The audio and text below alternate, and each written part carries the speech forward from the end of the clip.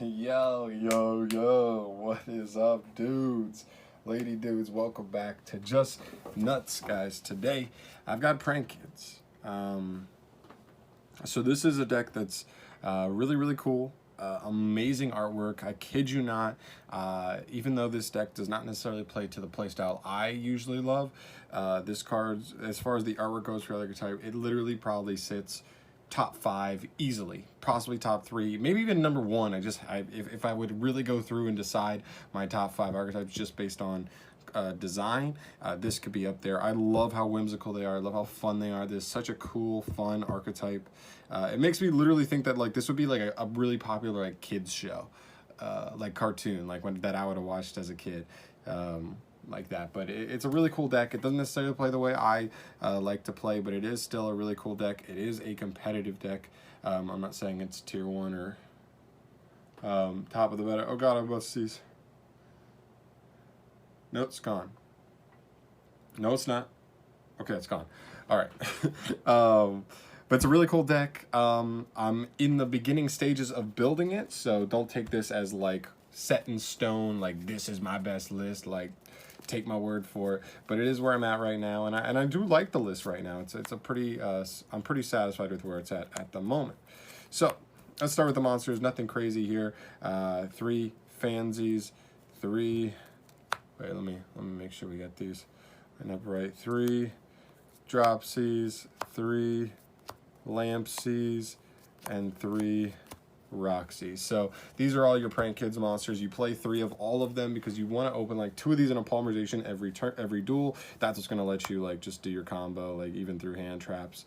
They're all really strong. If you don't know what they do, they all have the same effect where sort of if they are used as material for a link or fusion summon of a Prank Kid link or fusion monster, they all have one effect that they will use in graveyard, and then they will allow you to special summon a different named Prank Kid straight from your deck. They're all hard ones to turns, but Lampsies will let you foolish any other Prank Kid card from deck to grave. That's the best one.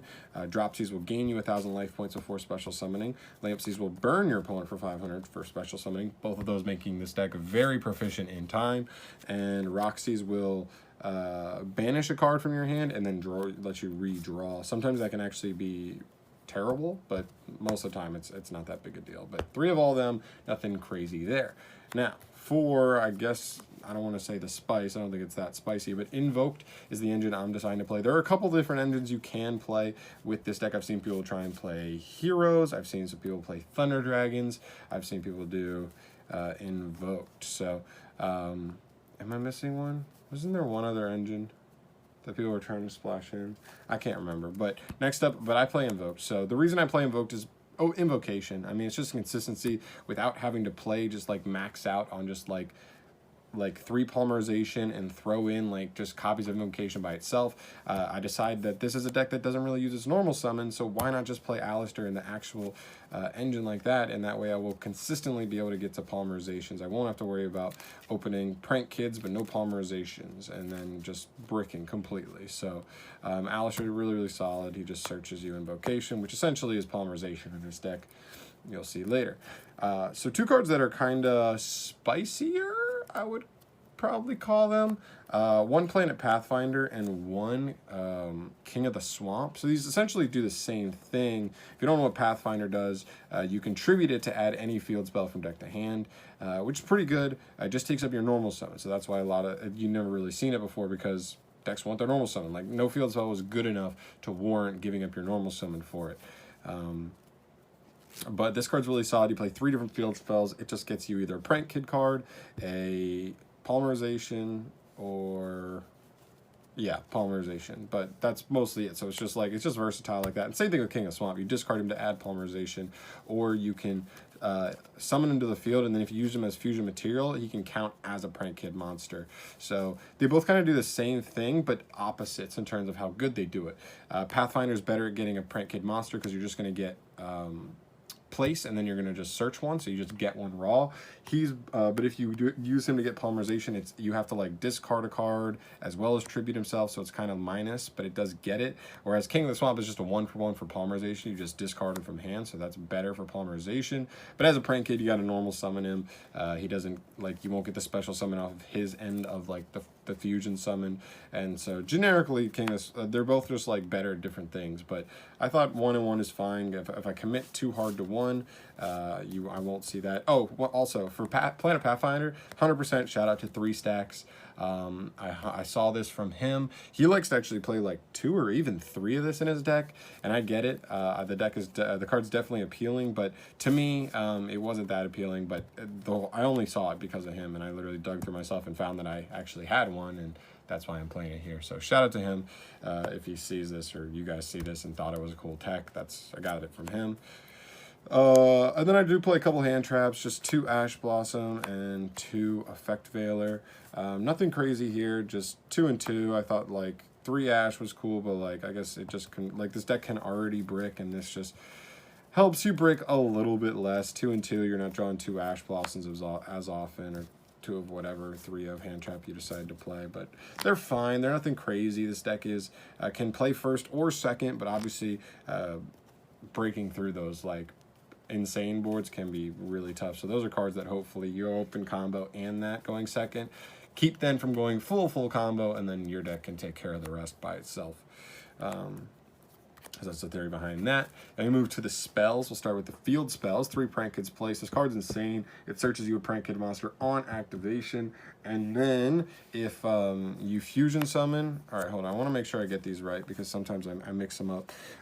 If you fusion summon a Prank Kid monster, you can have all monsters you control gain 500 attack. That's permanent. And then once per turn, if you link summon a Prank Kid monster, you can have all monsters your opponent controls lose 500 attack. Okay, I wanted to make sure I didn't get those backwards. But pretty much what that means, those effects aren't super crazy. A lot of time you'll buff stuff, and then that stuff like doesn't stay. Like you're going to be linking that stuff away or fusing that stuff away. Not a big deal. But what that does do is when you send all those prank kids to the graveyard, to keep them from being ashable, you can chain block them with this. If you happen to open this before going through with your fusion stuff, you go Chainlink 1, Fansies to special, Chainlink 2, Dropsies to special, and then Chainlink 3, place, and then they can't ash those cards, and then they're kind of screwed. Card's insanely good. Definitely played at 3. That's a must 3 of, in my opinion. Next up, I have 2 copies of Magical Meltdown. This is just for the invoke stuff, like it's why we're playing Alistair, or not why we're playing Alistair, but this card gets you Alistair, then Alistair gets you Invocation with a level 4 on board, which is just really good, and you can end on Dweller and stuff, and there's some really strong plays there. But yeah, this card's really good, nothing crazy, but also there are other applications as well to remember, because... I want to make sure I say this right. The activation of your cards and effects that include an effect that fusion summon a fusion monster cannot be negated. Also, your opponent's cards and effects cannot activate when a monster is fusion summoned this way. That's not the biggest deal, but it is something to keep in mind. Like, it still works generically for any fusion summons. If you do fusion summon a Prank Kid monster while this is up, your opponent, I believe, cannot negate the summon, right? Because they're responding to the summon. Or just like do something once he's summoned, like chain to the summon, anything like that. So maybe they can negate it. I'm not sure about the ruling. It's never come up for me yet, but it's just something to keep in mind. We definitely got it. Everybody, I should learn about this ruling because I should have known it before this, but just keep that in mind. Know that ruling, whatever it is. We're going to figure it out together, and hopefully we'll be good for the future. And then the last field spell I play is 1 copy of Fusion Recycling Plant. This card's actually really solid in this deck. What this card says is that once per turn, you can discard 1 card to add a polymerization from your deck or graveyard to your hand. And then once per turn during the end phase, you can target 1 monster in your graveyard that was used for a fusion material, or was used as fusion material for a fusion summon this turn, and add it back to your hand. So I really like that recurability. This card kind of like Meltdown gets you a polymerization, but it gets you a polymerization and then also gets you like recursion at the end of the turn after you do a fusion summon, which is really solid. And I don't know, it's just an extra like copy of like consistency stuff. Like sometimes it's better than Magical Meltdown, sometimes it's not. It just depends. on that. Or if you already use your normal summon, like with Pathfinder, to get to one of these, like you can't go Meltdown because you go Pathfinder to Meltdown, but you don't have a normal summon anymore, so you can't go Alistair. So obviously this card's way better in that situation. So that's why you just play one copy, and because of a card you'll see in a second. One terraforming and one set rotation. Terraforming now at 1. It should be at 1. It just should be. And then set rotation just because we're playing 3 different field spells. You can give your opponent the Prank Kid field spell, and they won't even be able to clear it off the field. Actually, it's pretty clean. Really, actually, you give them the Prank field spell, or because I believe they're both when. So because they're when effects, yep, and yep. So they're both when effects, which means when you're for your opponent cannot activate them if they don't have an appropriate search target. It's going to force them to activate. It's going to force activate, and if they don't have a Prank Kid in deck, which if they're not playing Prank Kids, they won't, and if they don't have an Alistair, which if they're not playing Invoked, they won't, which means they cannot activate them, and this card says your opponent can't activate new field spells until that card is activated.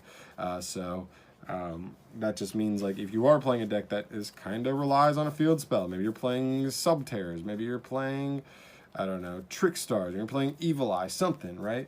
You can just clog those cards in their hand with that pretty much for a whole duel, which is really nasty and dirty, but I love it. I love it so much, but that's just really good consistency. For our fusion spells, 2 Polymerization, 2 Invocation, and 3 copies of Prank Kids Pandemonium.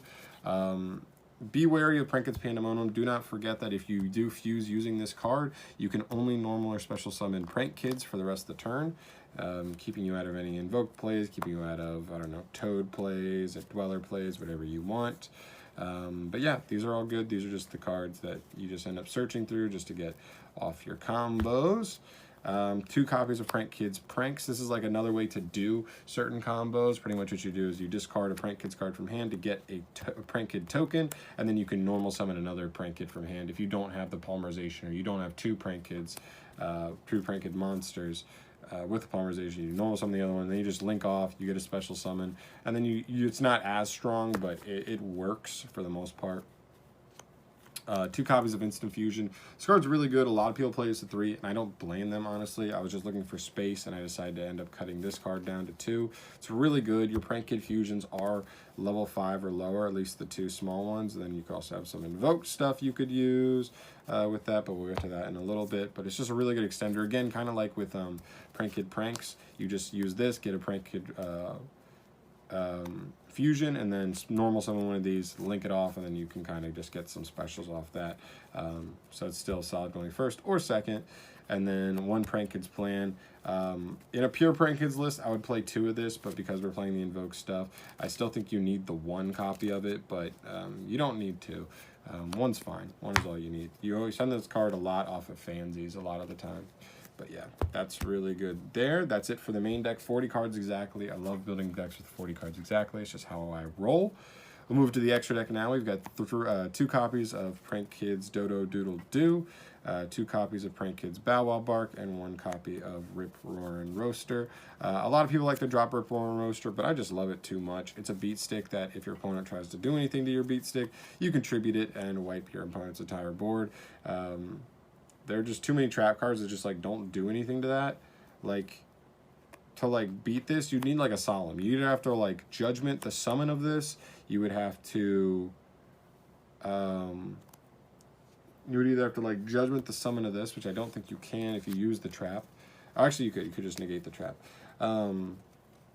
Or you would have to like strike his effect. Like once he uses effect, you'd have to strike that. And other than that, like, he plays through like any back row card you would ever be worrying about. So really strong card. I don't know, I just wouldn't not play it. I just like it. Sometimes it's just better than Butler. Speaking as the fusions, we've got 2 copies of Rocket Ride, 2 copies of Weather Washer, and 1 copy of your Butler. These are all good. I know some lists, if they get really tight on space, which I do get a little tight on space, but I'm like, there wasn't anything too crazy that I thought I needed. So a lot of people like to drop 1 Weather Washer, but for me, I like them a lot. I like having 2 of them. I like just the 2-2-1, 2-2-1 ratio, those 10 for the Prank Kids monsters. For the rest of the stuff, we've got some invoked fusions. I have one invoked Ragin and one invoked Purgatrio. Nothing crazy here. Like summoning these guys is not super crucial, but you do put a fires, winds, waters, and earths in the graveyard. Unfortunately, the water and earth invoked monsters are not very good. If you need to set up a disruption, and you can in certain really good hands, Ragin is the way to go. I mean, it's just a Book of Moon, but I mean, think about how good Book of Moon is against Sally's. So there are decks that definitely still take pain to that. As certain Orcus decks, if you hit them at the right point in their combo, can shut them down. Guard Dragon stuff as well. I mean, it's still legitimate, especially going first. Just going second's not as good just because of like links and stuff nowadays. But it's still a solid card. We don't have lights built into the deck, so that's why I don't play Makava. Obviously, he's the best going first one, but Ragin actually fits with this deck, and it does the job. And then one Purgatrio. This card just kills your opponent. If you don't know what it does, he gains attack points for every card your opponent controls, and then it can attack all monsters your opponent controls, while also inflicting piercing. So he just gets huge, and then you just go bang, bang, bang, bang, and wipe 4 monsters out the field, and also deal a shit ton of life points, and possibly win. I'm not sure. Depends on the situation, but it usually, if you're resolving his effect to just like do that, you're just probably gonna win. For the XZs, I do play one Totally Awesome and one Abyss Dweller. These are, you know, pretty well known for prank kids. Dropsies, very spicily, is a level 2 Aqua, so you can make Toad with 2 Dropsies. It's not even that complicated to do that, but sometimes if you don't have, if it, in certain hands, like it's better, if you're just trying to go first and put up some kind of disruption, Toad can be that. And then same thing with Abyss Dweller, especially if you go through Alistair. All you have to do after like normal summoning Alistair as your normal summon to get like invocation, fuse some stuff away and just try and end with like Roxy's, and then you can just overlay Roxy's and Alistair for Abyss Dweller. It's just, again, another insane card against a lot of meta decks, and just can be an auto win against a good amount of decks. And then the last card I play is Warlord Dragon. 100% this should be Boral Sword. If you have Boral Sword, play Boral Sword. If you find space, play both. But for me, I just play the Borlo because I don't have Boral Sword yet. I should have it. I just don't. I play usually control decks that don't use Link 4s, so that's why I don't have Boral Sword. But that's pretty much it for the whole list here, guys. Like I said, I'm pretty new to Prank Kids. It's a deck that isn't really in my wheelhouse. I usually play control decks, but it's a really cool deck. I decided to just pick it up and mess around with what they do just because of the phenomenal artwork. It's one of my favorite artworks of all time. Keep in mind, if this deck gets a Link 1, this deck like would be insane. Like literally you'd have 1 card combos and you would just go. It'd be wild. It'd be wild. But let me know your thoughts down below. Let me know what you thought of my build. Obviously, like I said, it's an early build, you know, as far as I go with Prank Kids. So let me know if you have any thoughts, suggestions on what I should change, what you liked, what you didn't like, whatever. And I think I'm going to leave it off there, guys. Thank you so much for watching. As always, if you haven't yet, subscribe to the channel, please. I got more deck profiles, news to come. I know a bunch of news is coming very soon for Yu-Gi-Oh! And discussion videos as well. Whatever. I don't know. I don't know what I'm going to do yet, but I'm just doing it. And it's all Yu-Gi-Oh! So if you love Yu-Gi-Oh!, subscribe. I love you guys. Thank you so much for watching. Peace.